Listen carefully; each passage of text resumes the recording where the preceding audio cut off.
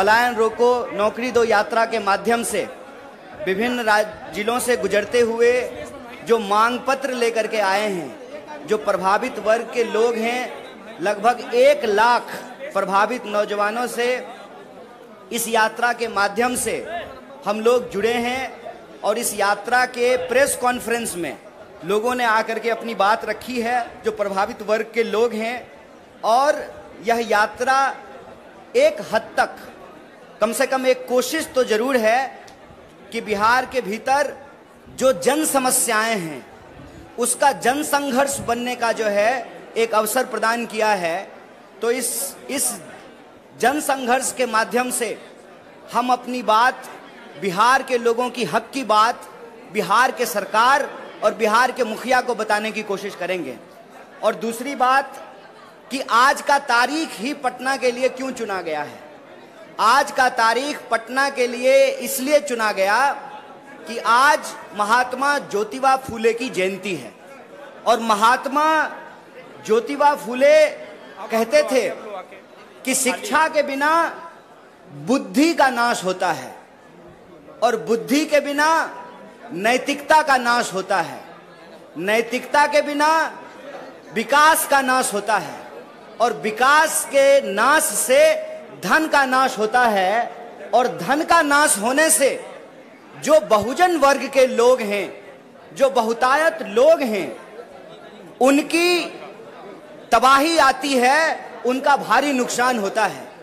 तो महात्मा ज्योतिबा फूले शिक्षा पर जोर देते थे और कहते थे कि बहुतायत लोगों के लिए, समाज के जो गरीब लोग हैं, शोषित लोग हैं, पीड़ित लोग हैं, उनका कल्याण शिक्षा से हो सकता है, इसीलिए उनको शिक्षा पे जोर देना चाहिए। लेकिन आज शिक्षा की हालत यह है कि जो शिक्षण संस्थान है उस पर लोगों को भरोसा नहीं है, जो सरकारी शिक्षण संस्थान है। और उसमें जो पढ़ने वाले लोग हैं, जिस तरीके से वो पढ़ते हैं कि वो मजबूर हैं शिक्षा की कमी के चलते पलायन करने को लेकर के। जब शिक्षा नहीं मिलेगी तो रोजगार भी नहीं मिलेगा, और जब रोजगार नहीं मिलेगा तो परिवार और समाज का विकास भी नहीं होगा। और ये शिक्षा की कमी, रोजगार की कमी, कानून व्यवस्था की कमी आज हमको इस राह पर ला करके खड़ा किया है कि भारी संख्या में लाखों लोग बिहार से पलायन करते हैं, अपनी जरूरत को पूरा करने के लिए दूसरे राज्यों में जाते हैं। और यह जो पलायन है, इसके बारे में याद रखिएगा कि ये सिर्फ बेहतरी के लिए नहीं बल्कि मजबूरी के लिए भी करना पड़ता है। इसीलिए इस पलायन के दंश से बिहार को निकालना जरूरी है। और जब हम बिहार को पलायन के दंश से निकालना चाहते हैं तो यहाँ एक बात कहना बहुत जरूरी है।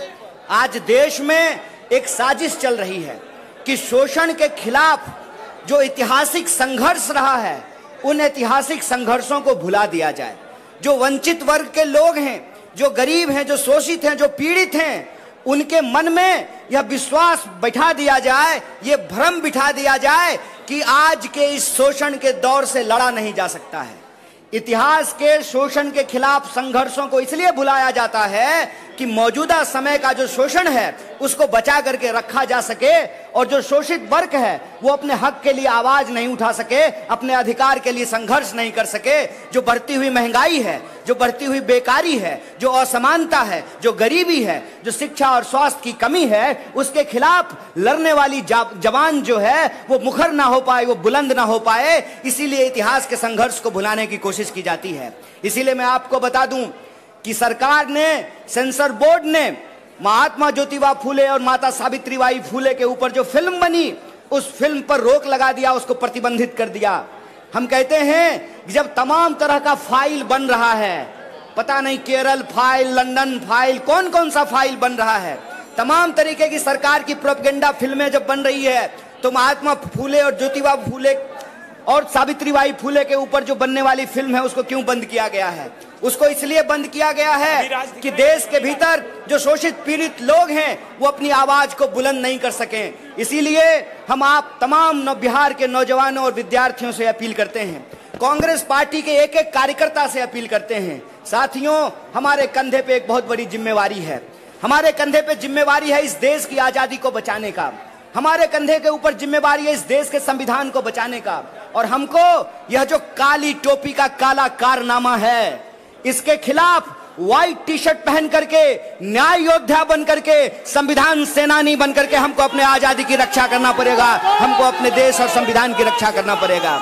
इसीलिए बिहार के भीतर, देश के भीतर अगर कहीं कोई अन्याय होगा तो कांग्रेस पार्टी का एक एक कार्यकर्ता जो संविधान में भरोसा करता है, इस देश में जिसको भी संविधान के ऊपर भरोसा है, जो इस देश की आजादी को सही समझता है, जिसको लगता है कि देश की आजादी ने यह अधिकार दिया है कि अमीर और गरीब का वोट बराबर किया है, यह देश जितना अमीरों का है उतना ही गरीबों का है, इस बात में जो भरोसा करने वाले लोग हैं, जो नफरत को हरा करके मोहब्बत को जिताने वाले लोग हैं, उनको एकजुट होना पड़ेगा, उनको कांग्रेस की विचारधारा से जुड़नी पड़ेगी, कांग्रेस का हाथ मजबूत करना पड़ेगा। क्योंकि कांग्रेस की लड़ाई अन्याय के खिलाफ न्याय की लड़ाई है, कांग्रेस की लड़ाई गुलामी के खिलाफ आजादी की लड़ाई है, कांग्रेस की लड़ाई इस देश में जो ऊंच नीच की व्यवस्था है उसको समाप्त करके समानता को स्थापित करने की लड़ाई है। इसीलिए मैं आप तमाम साथियों से यह आग्रह करता हूं कि यह यात्रा, यह अंतिम बात मैं आपसे बोल रहा हूं, यह यात्रा आज समाप्त नहीं हो रहा है, इस बात को याद रखिएगा।